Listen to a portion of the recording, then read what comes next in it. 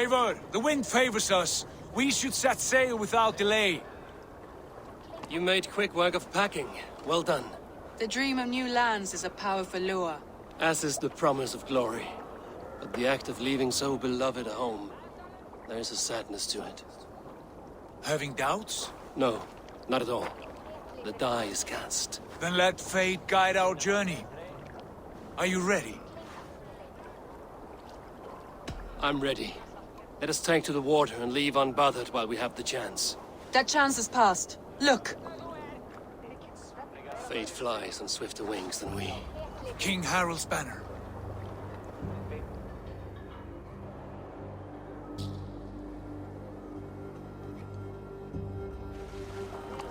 Sigurd, what is this assembly? What are you planning? An exit, father. As graceful as I can. For if I cannot be king in the land of my birth, I will start a new saga. In England. Nonsense. Your place is here, son, at my side. There will be other victories soon. Other glories. My choice is made, father. Do not hope otherwise. It is easy to lose one's way on the road to glory. Do not let false victories blind you to what is true. You talk of false victories to me, old man? A sad old bear who destroyed his honor with one bent knee. The further I sail from this place, the louder I will sing. I will be his anchor, Lord. No. You must be his better half. May Agir bless your voyage.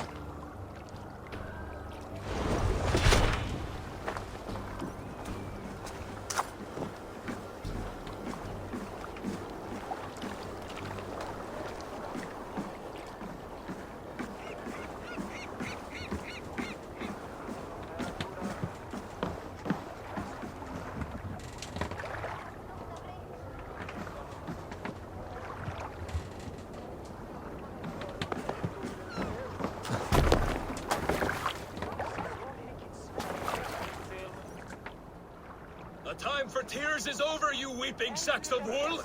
Put some muscle into those pools! Ration your strength, dog. We have an ocean to cross. All right, you lazy backrout. Sigurd, what's our course? The sons of Ragnar established a settlement near the coast. We set sail for that. Bragi, sing a song to lift our hood. To rouse the gods! Inspire a mighty fart from Thor to speed us on our way! An ocean lies before us, Eivor, and on its far sides, a new kingdom awaits. You know England well from your travels. I spent a season in their kingdom of Mercia, a temperate land, lush and wild. By now, the sons of Ragnar will have claimed its heart. We mean to join their army. They will join ours. In time, all of England will know of Raven Clan and the glory we brought to that fractured land. So to England! Glory and destiny! To England! To England! For Valhalla!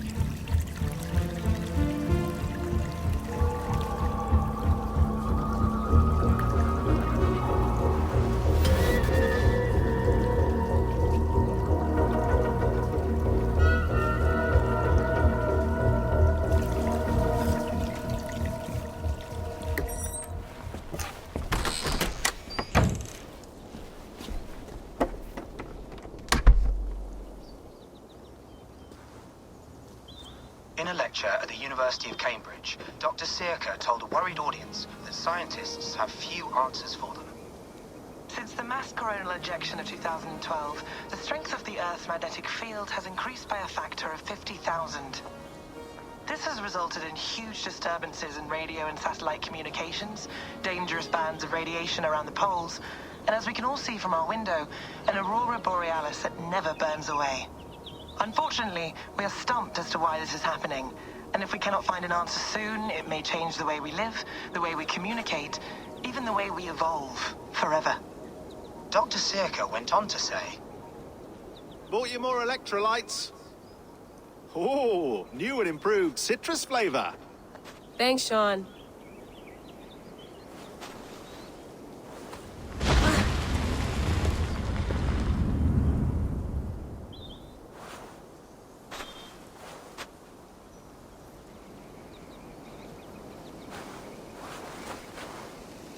How do we fix this? How are you the key to everything?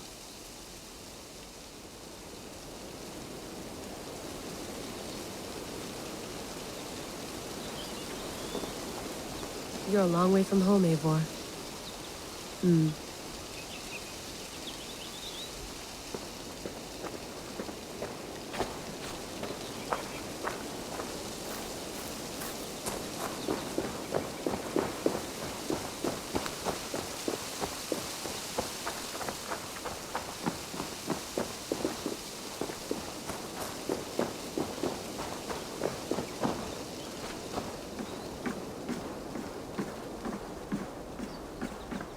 Love to play around, but I have bigger things on my mind.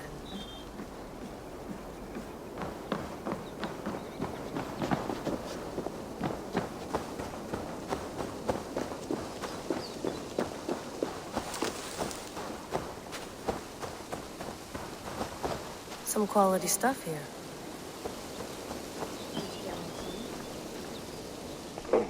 Mint tea is not actually tea, Bex. It's an infusion. It's really just dirty, minty water. I don't care what you call it, Sean. Did you buy any? Of course I did, love. Hey, sorry about pulling you out. The generator was sputtering. That's fine. I needed air. How was the Animus data stream? Comfortable? Felt pretty stable after a while. Good. Just give me a sec and you can jump back in.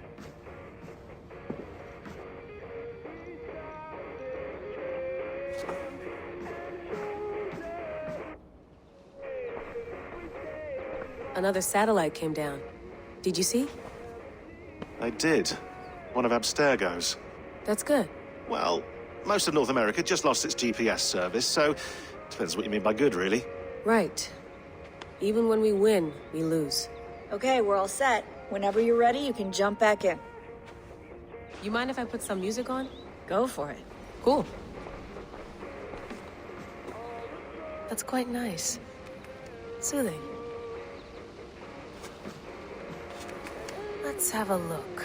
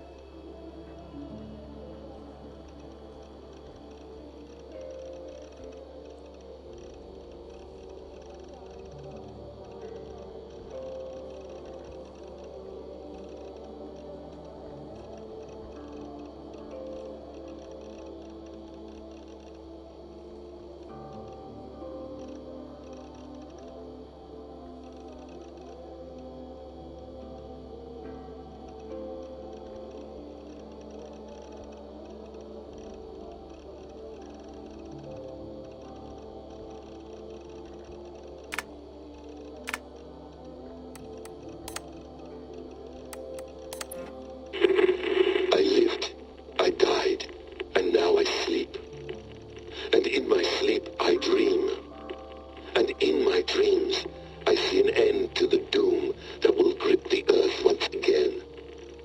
Find the wolf-kissed. Find the mad one. Find me. And save us all from another death.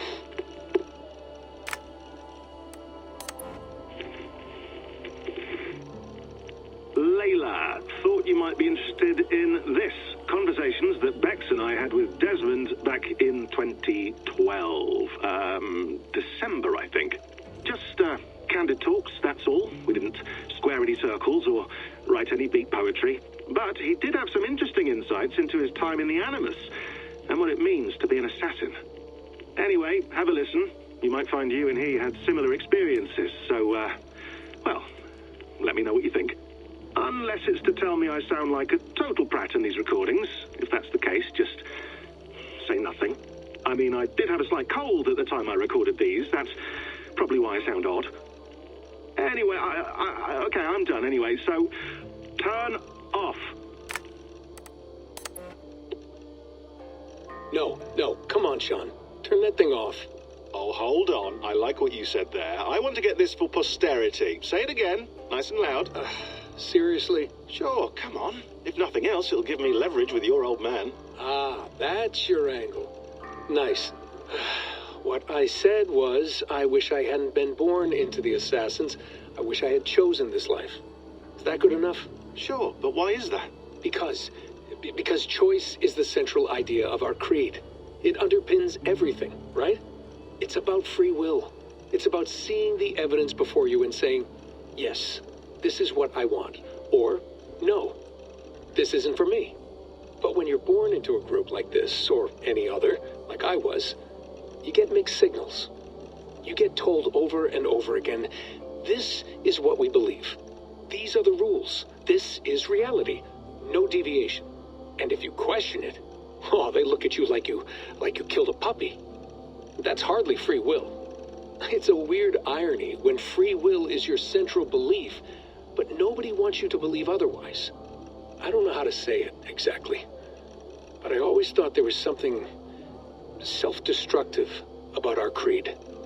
If free will is the most important moral guidepost we have, we should be free to ignore it. To choose submission, for example. You know what I mean? Like, we should be free to side with the Templars. If it's really my choice, I could do that. Right. It's almost self-refuting. A democracy could democratically elect a dictator or choose to get rid of democracy altogether. Within our creed is the seed of its own destruction. That's what makes it powerful, I think. And fragile. Right. The more freedom you have, the more risky it is, you know? Anyway, my dad has mellowed over the years, but he was strict when we lived on the farm. He ran a tight ship. I never got the impression that I was free to choose my path forward. Our creed, our tenets, they were drilled into my head. By the time I was a teenager, I was following these rules out of a sense of duty. This was just what we did. That happens to a lot of organizations over time. Stagnation sets in, you know? A fundamentalism. Yeah. Following the rules becomes more important than achieving whatever goal you set out for yourself. And people start to lose sight of the reason the rules exist. That's called deontology, or a form of it. Following a rule for its own sake and not for the consequences it has. Yeah, but that feels backwards, doesn't it? Well, I think so. Following a rule is the easy part. Praying, taking a sip of wine, munching on a wafer. Rituals that give comfort. But that's just going through the motions. It makes people feel like they're doing something. When the hard work is, well, actually getting off your ass and doing something productive.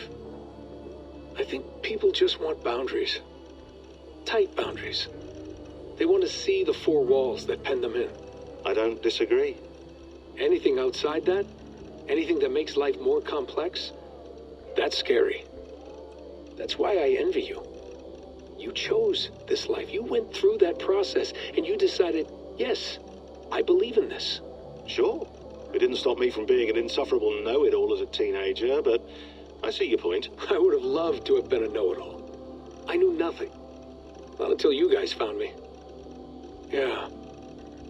It wasn't until I met you Bex and Lucy that I knew. I knew I wanted to be an assassin. Oh, thanks, Des. Come here. Bring it in, bud. I don't normally like touching, but I'll make an exception now. I am not hugging you. You sure? Because I smell very nice today. Can you just turn that off?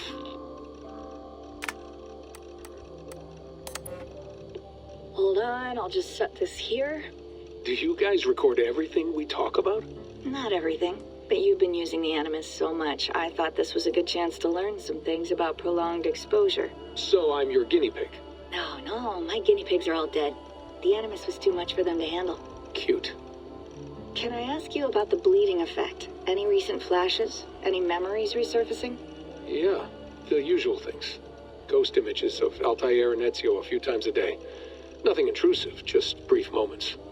They pass quickly, almost without me noticing. Like a figure in the corner of my eye. Or remembering a dream from the night before. I did have one extended hallucination a few days ago. It was Ezio. He was older, around the time he left Cappadocia. He was standing on the deck of a ship, alone. And through him, I could feel an intense regret or guilt. And it felt to me like he'd had a loss of faith in himself, in the creed, like he couldn't keep it up, couldn't stay true to his ideals. And as I watched him, I thought, is this the moment he decided he was done being an assassin? It felt like it. Anyway, most of my visions have been brief, lasting just a few seconds. They're like complete memories of small moments that appear suddenly out of nowhere, fully formed. It's a strange feeling. Okay, anything else? I'm starting to see Connor now, too. Though I hear his voice more often than I see him. I'm sure that will change. Oh, yeah, and yesterday, just before bed, I had a memory of being on a beach in the Caribbean with a bunch of sailors. Or maybe they were pirates. I don't know. No idea. Huh. We'll look into that. And how do you feel in general? In general? Well, I feel older, for one. Much older. And it's strangely comforting. I'm collecting the memories and skills and thoughts of so many people. I feel like I've lived a few hundred years or more. Is it possible that if I do this for too long, it'll push my own memories aside? That I'll be everyone but myself after a while? It's possible. That's called identity substitution. It's happened before, but it's rare. And someone with your background shouldn't need to worry. My background? You mean someone with my genes? My abilities? You have Isu DNA, and that lets you see things and do things and withstand traumas that other people can't. And I can suffer in ways that others can't. That's not something to be proud of. You mean the apple? Yeah. It has a pull, Bex. It tugs at my brain. It talks to me. Teases me. Drives me mad. And what I did to Lucy. God damn it. Nothing is worth the damage I did. The pain I caused. I know. But you're special. That's the point. I'm not special, Bex. I'm lucky. That's all. I understand. We're assassins. It's our creed that makes us different, not our genes, not our blood. Anyone can join us. That's true. But let's leave that aside for a second. What I want to know is, have you ever had any Isu memories resurface? Isu memories? I don't think so. I can't even begin to imagine what that would feel like. I think you'd know if you did. Maybe one day. We might be able to induce something. Jesus, let's fix the world first, okay? Before we start digging up my ancient ancestors. Deal. With my luck, I'll be related to some third-rate Isu like Sisyphus or something. Way to aim high, buddy. Hey, you gotta.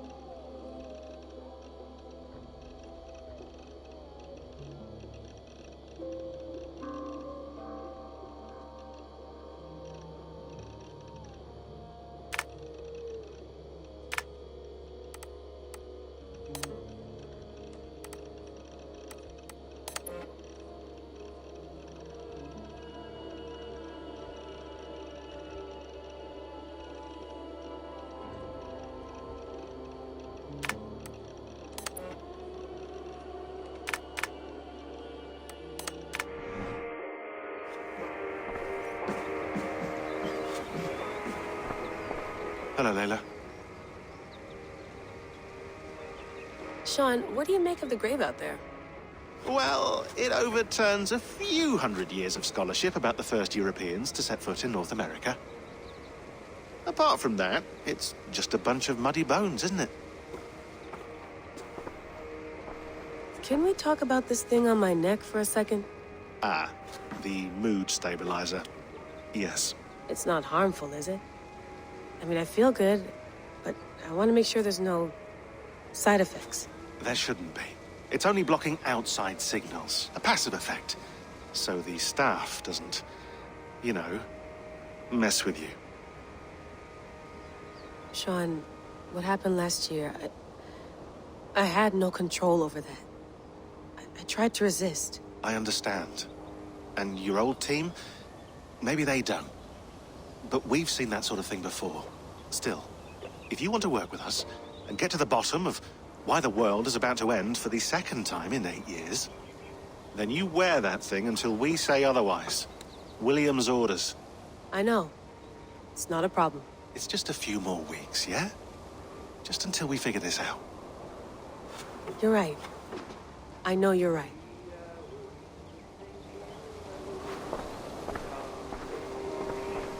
Sean has been busy.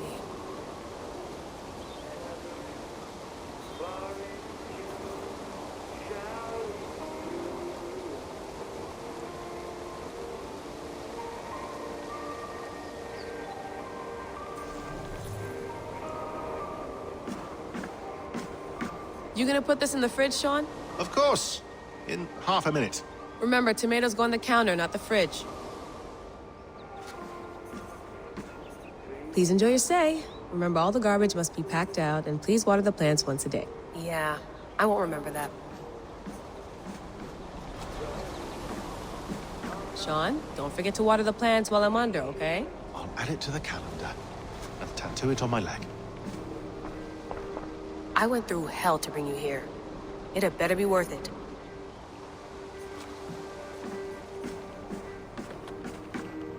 Feeling okay? Better. But I'm worried that it could happen again. The 2 data streams. I can't promise it won't. I barely understand it myself. It felt like 2 minds, fighting over 1 brain. It hurt like a shotgun to the head. Right. There's something about this Viking's DNA sample that feels dense, noisy. Could it be the staff? Interfering somehow? How do you mean? My headaches, my temper. They started the day I got that thing. I hope you're not making excuses for, you know, your friend. Jesus, no. I'm not. Sorry. Just take it easy. And if you feel yourself slipping again, let us know. I'm trying. I really am.